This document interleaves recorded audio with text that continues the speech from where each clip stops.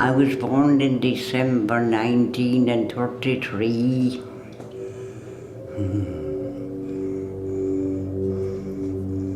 I had three brothers. 1, 2, 3. I had 4 brothers.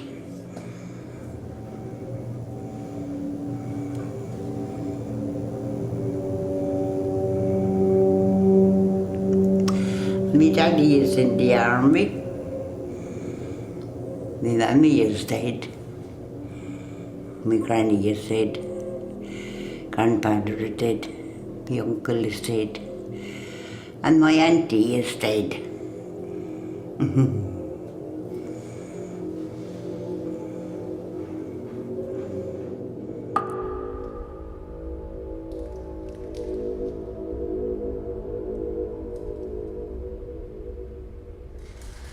I never thought about psychiatric hospital when I was growing up, but then when I was made unemployed, I got down on myself, and when I became out of work and I became isolated, I got run down. So I needed some kind of help.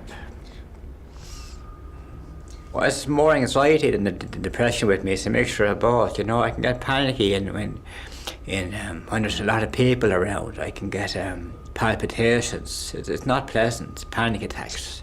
It's not pleasant, you know. But you want to stay on your own. You can lock yourself away and be isolated.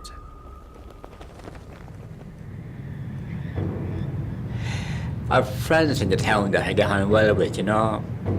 I say most of my friends are female, but I don't want to marry any of them.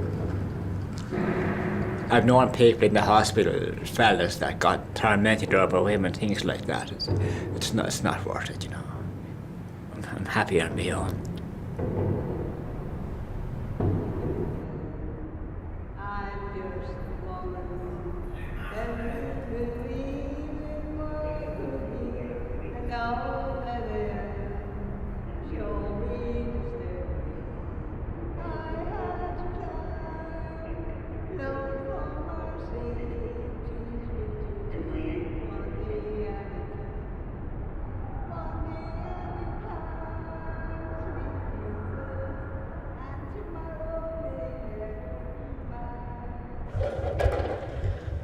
My father passed away in 1977, you know.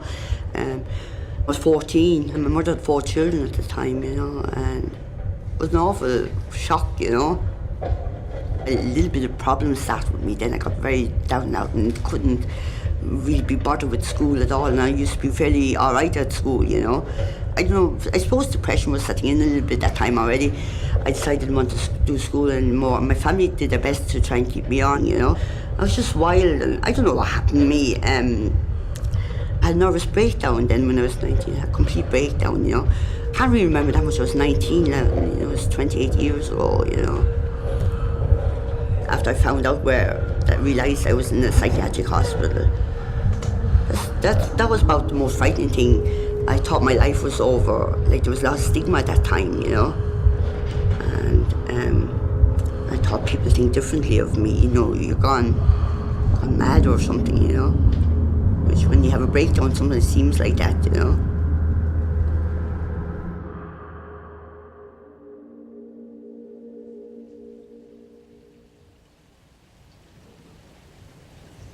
They brought in here by the guards. They forcibly abducted me, threw me over and brought me into a car and brought me in.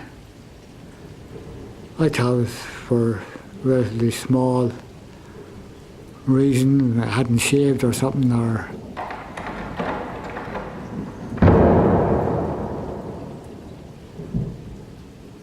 you see, I lived out in the country, and I was going to the barber anyway to get a haircut, and I was walking in, it took me an hour to walk in and an hour to walk back, and I had another razor blades, and I had only got the one razor blade left, and I was saving it for just the day I was going to go into town, you know.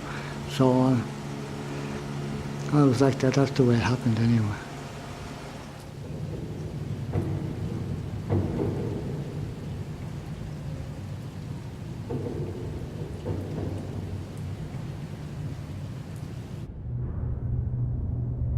My mother put me on the Nathan Road. When I was a baby, you know. We're all there, up inside, you know. Yeah. When I grew up in the convent, I found out, I took up my church in the outer cabinet, and I found out when my mother put me, you know, when I was a baby, you know, and I found out my mother's name, but she wasn't with me, with her father, you know. She was on her own. Never saw her in my life.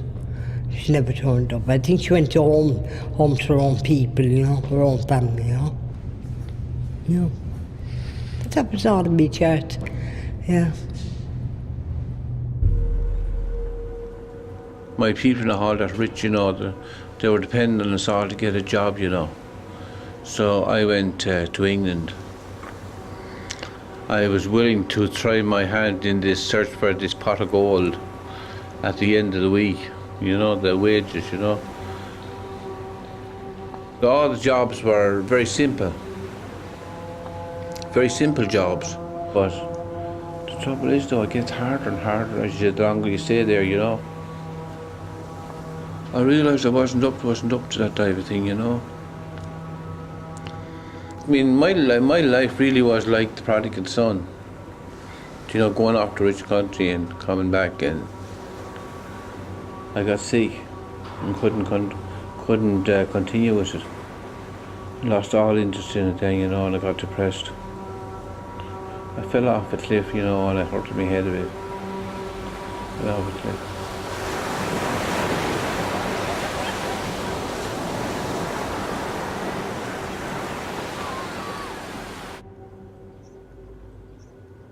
I was put in a dormitory in the admission ward, and it was a fairly an open dormitory. Like there'd be 2 beds there and 2 beds beside, and maybe 2 beds opposite and 2 beds opposite, and maybe a further 2 beds over against the next wall. You know, 2 beds at a wall, then in the middle 2 more beds, and then 2 more beds over at the next wall. It was unusual for me because I hadn't been used to it for a long time, because I've been living on my own, as it were, in a fairly rambling old house out in the country, you know, attached house, and there was nobody else living actually in it except myself. And it's knocked down now, the same house.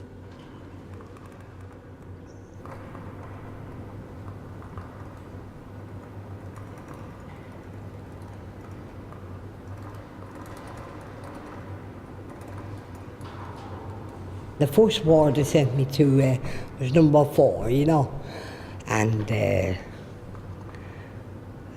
ran away from the old 4, you know. They were knocking on the house door, the houses, you know, the doors of the houses, you know, to see did they bring me into one of the houses, you know, was I in there, and you know, and I was behind the hedges, you know, hiding behind the hedges, and I peeped up. And there was a guy walking across the road with a bike, you know, with his bicycle, you know. And he said, "Oh, here she is."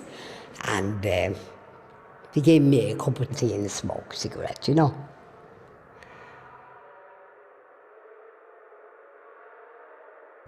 We had all the different therapies, and they were all different states of mental and physical health. And they were all...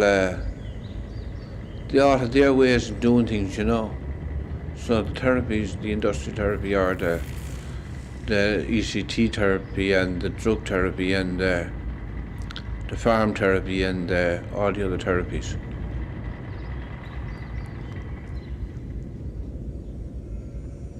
When I first went up on the farm, we were planting cabbage and carrots and parsnips and turnips and swades and all those things, you know. I was on the farm for 29 years, but we had to get everything in the morning, you know, like the potatoes, for instance, to get them ready for dinner, the cabbage, the cauliflower, the Brussels sprouts, and we had to get the carrots and parsnips as well, along with the beetroots and the herbs, partially in time, and used to get the rhubarb then ready, the custard and rhubarb for the patients here. All the patients, yeah.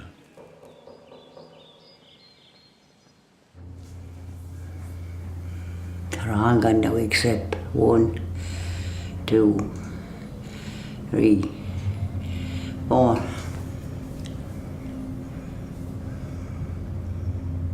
So we have to go up or down, don't we? Up above the heaven or down to hell.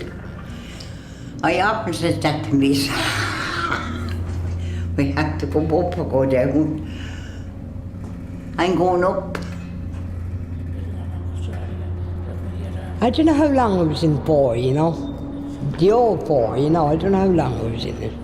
But I came in 1964, and I was 20 coming in, born in 44, you know.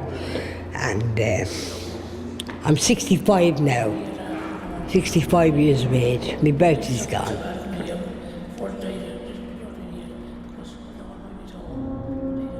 That's a long time, isn't it? Long time.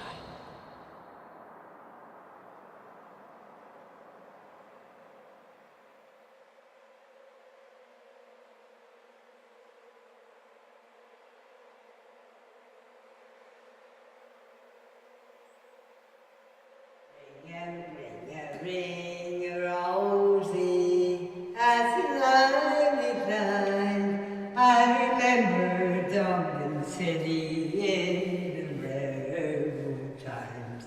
I courted Peggy Diagnon, and as can be, enrolled the child of Mary for the rebel liberty. I dreamt I was a trooper, lost out in London sea. I remember Dublin City in the railroad times. Now, that's all.